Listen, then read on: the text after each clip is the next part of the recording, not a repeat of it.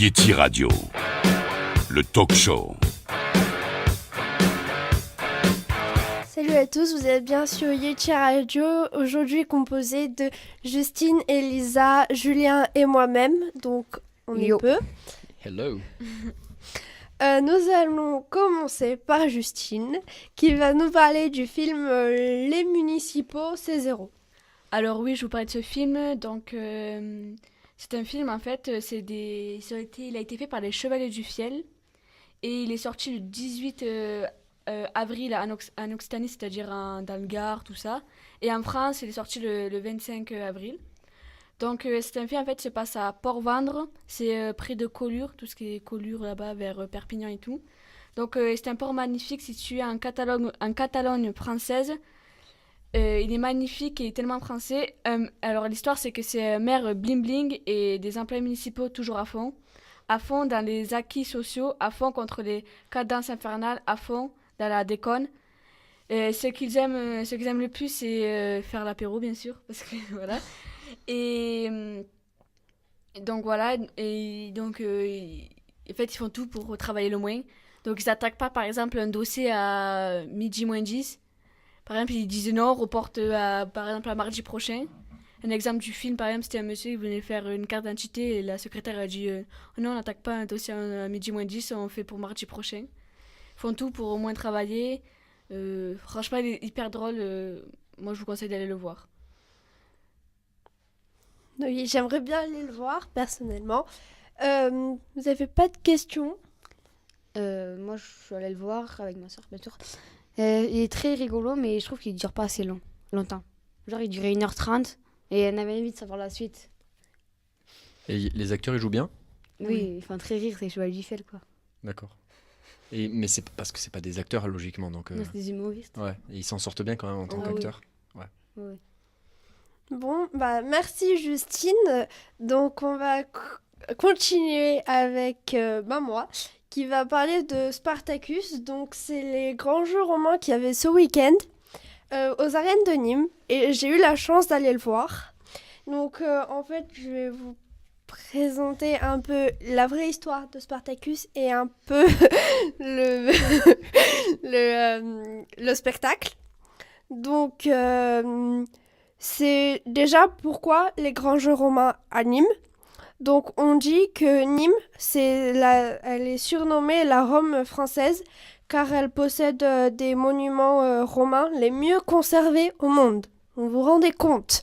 Les arènes de Nîmes sont les meilleures arènes conservées au monde.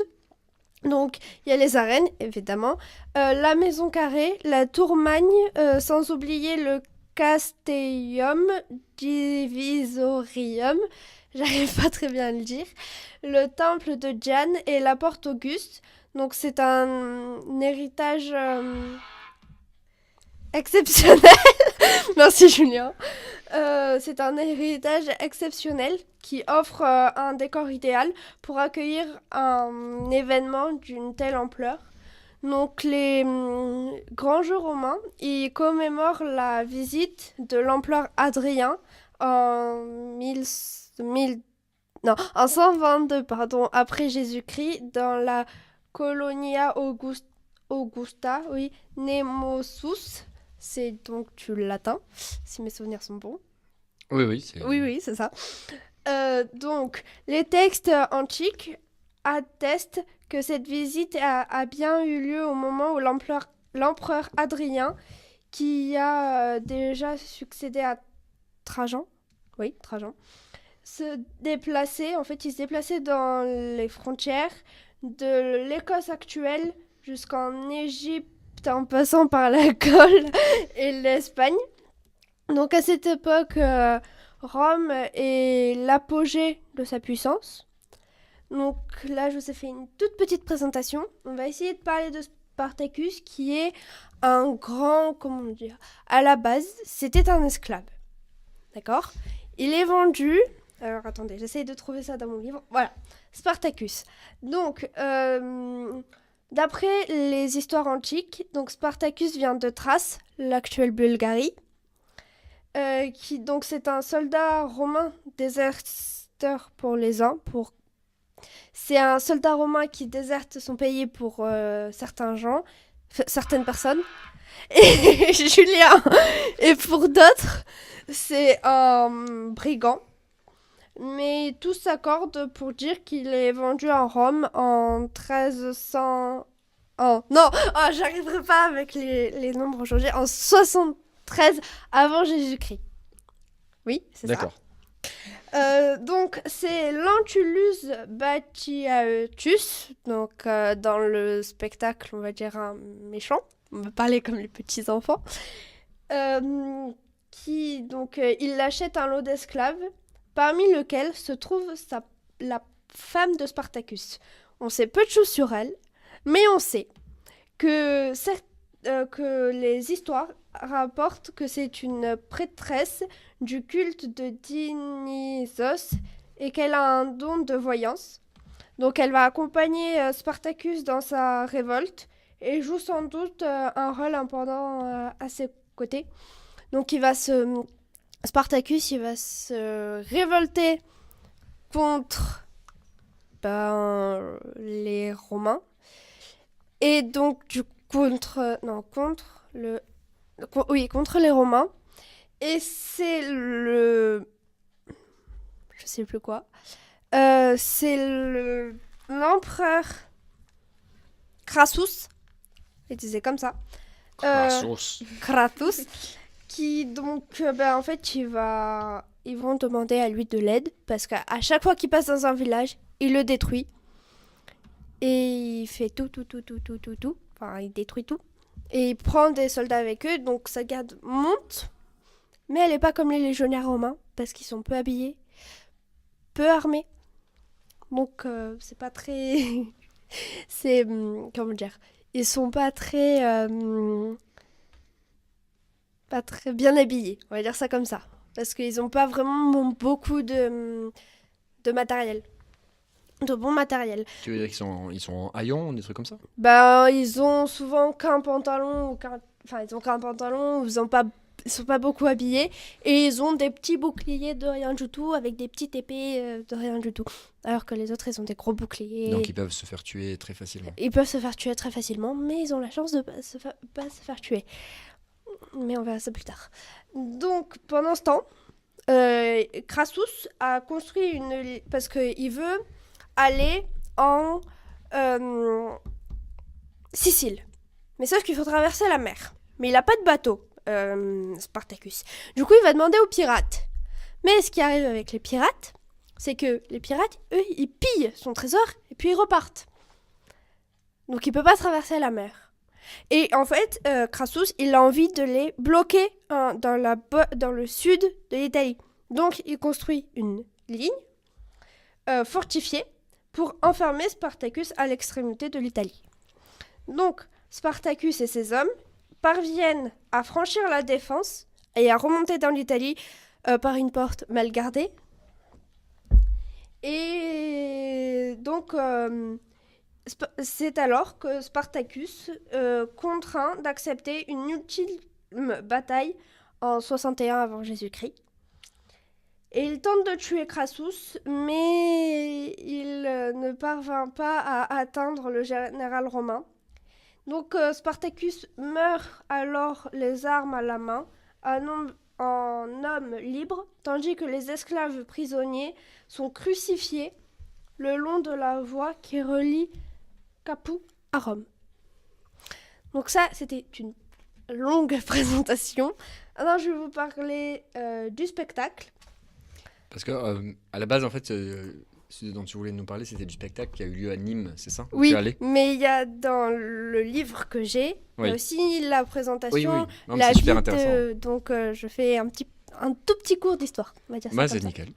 C'est super intéressant. Donc au début du spectacle, donc ça commence pas vraiment comme ça, mais déjà quand on est dans les arènes, il n'y a pas tout le monde, mais on voit les chevaux qui s'échauffent, donc c'est assez intéressant de voir comment ils s'échauffent. Et puis après, il y a 3 équipes. Il y a l'équipe rouge, l'équipe bleue et l'équipe blanche. Donc l'équipe rouge, c'est les cavaliers rouges. Ils sont au quartier du forum de la Maison Carrée, Après, il y a les cavaliers bleus, quartier de la Tourmagne et les cavaliers blancs. Donc moi, j'étais l'équipe blanche, j'étais un petit chiffon. On avait des petits mouchoirs. Et les cavaliers blancs, donc quartier de Neptune, près de l'Enfontaine. Alors, on va dire que moi, j'étais à fond dans le spectacle, on va dire ça comme ça, parce que dès qu'ils passaient, parce qu'au début, ils présentaient les équipes. Et du coup, nous, la plupart des gens ont participé avec le petit chiffon. Oui, Julien, regardez. Non, rien, laissez tomber. Donc, il y a ça. Et en fait, le vainqueur, donc c'est l'équipe rouge, se verra remettre la palme de victoire par l'empereur lui-même. Donc, l'équipe blanc, à un moment donné, le cavalier, il est tombé. Vu que j'étais dans l'équipe blanche, j'ai suivi l'équipe blanche. Le cheval a continué et tout, mais il n'a pas gagné. Et nous, on était là, allez le cheval. Après, il y en a un, je crois qu'il s'est fait mal, donc il a abandonné la course. Et le monsieur qui a présenté, qui était très marrant, donc c'était aussi un spectacle marrant, a dit que les blancs et les bleus étaient nuls. Vous comprenez tout ? Pas tout à fait, mais bon, c'est pas grave. Elle est dans son petit délire.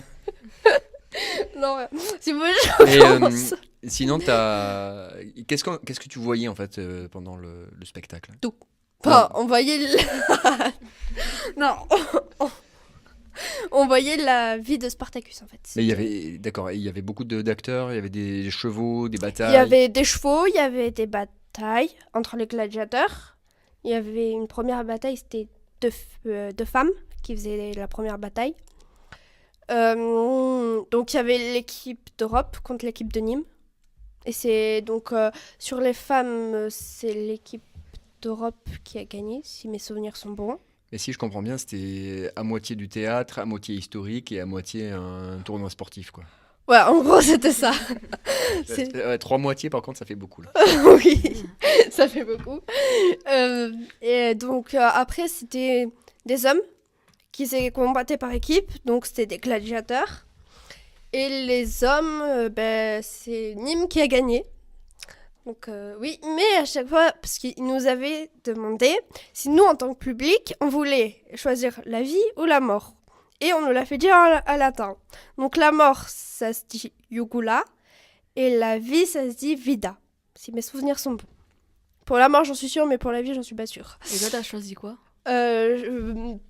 Pour l'équipe des Europe, vu qu'ils ont perdu, moi j'ai choisi la mort. Mais les deux sont restés en vie. Mais moi j'ai choisi la mort.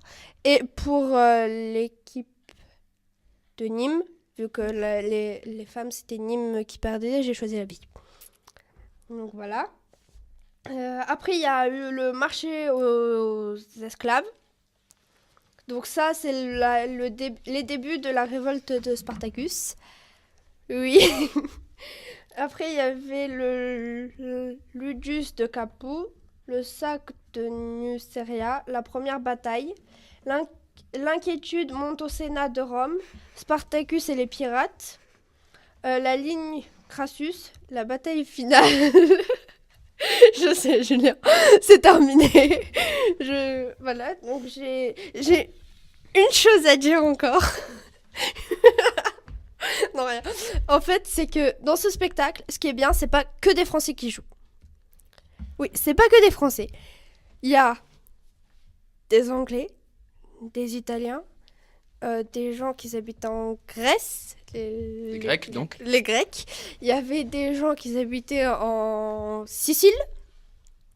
Des Siciliens. Des Siciliens. Et des gens qui habitaient en Crète. Des Crétois. Voilà. Merci Julien. Et des Français évidemment. Des Français. Ah oui. Bon, je sais que c'était un petit peu long, mais Pas du tout, pas du tout. merci Julien, c'est gentil de me soutenir. Mais nous allons continuer avec Elisa qui va nous parler. Qu'est-ce que c'est le 1er mai? Alors, je sais qu'il y a beaucoup de personnes qui ne savent pas ce que c'est le 1er mai, pourquoi c'est férié. Alors, déjà, le 1er mai, donc c'est jour férié. Ce jour célèbre le travail, le droit d'expression du monde ouvrier et des syndicats et la lutte pour une journée de travail des 8 heures pour l'ensemble des travailleurs. Donc c'est en gros c'est un jour férié pour les travailleurs et pour les syndicats. Il y a aussi une autre particularité du 1er mai, c'est le muguet. On donne du muguet. Alors avant, je ne savais pas pourquoi. Alors la plante à clochette a toujours symbolisé le printemps et les Celtes lui accordent un statut de porte-bonheur. Alors le 1er mai 1561, le roi Charles IX officialise les choses en ayant reçu à cette date un brin de muguet. Donc il décida d'en offrir chaque année aux dames de la cour. Donc c'est de là la tradition, elle est née. Et elle continue encore. D'accord. Voilà. Et C'est vous intéressant. vous en offrez, vous, personnellement, du muguet? Personnellement, non. Si, ma grand-mère n'a pas besoin de s'en offrir, elle en a déjà plein son Ouais, jardin, voilà. alors pas besoin de lui en offrir. Si, sinon elle le replante. Et d'ailleurs, je crois que c'est une des rares occasions où on a le droit de vendre au bord de la route sans avoir de permis. Ah ouais? Mais je ne sais pas si vous avez vu le 1er mai, il y a plein de gens qui vendent des brins de Oui. muguet au bord de la route. Ah, Alors que normalement, il faut payer une patente pour vendre des choses et le déclarer à la mairie. je sais pas. Tu viens de m'apprendre quelque chose, Julien. Et voilà. Donc la semaine prochaine, peut-être qu'on apprendra quelque chose sur le 8 mai. Ah, ça sera intéressant, mais on le sait déjà. Ouais. Bah, on sait déjà. Ou le 10 mai, puisqu'il est férié aussi. Le 10 mai est férié. Je ne savais pas. Ah ouais. Ah bah oui, vu que c'est la semaine gruyère. Bah, oui. Oui, c'est la semaine gruyère. Voilà, donc peut-être c'est un jour férié suisse, je sais pas. Julien. Ouais, il remplace Camille. Oui, il remplace Camille. La pauvre. Elle a quitté l'école pour aller voir un spectacle, alors... Ah, je croyais qu'elle était chez le médecin. Elle a dit ça au prof, en fait. Sérieux? Bon, nous arrêtons pour aujourd'hui. On vous remercie d'avoir écouté. Alors attendez, Julien a écrit quelque chose. Nous vous remercions. Ah oui, donc, alors, n'oubliez pas. Attendez, Julien a écrit autre chose. Donc, d'accord. Donc, n'oubliez pas de mettre des likes, de mettre plein de commentaires, De vous abonner. de vous abonner. C'est très intéressant. Et s'il y a un sujet dont vous avez envie qu'on parle, eh ben, vous pouvez nous faire des propositions de sujets aussi, parce que nous, ça nous intéresse tout le temps. Voilà. Merci Julien pour cette intervention. Donc, on vous dit à la semaine prochaine. À la Ciao. semaine prochaine.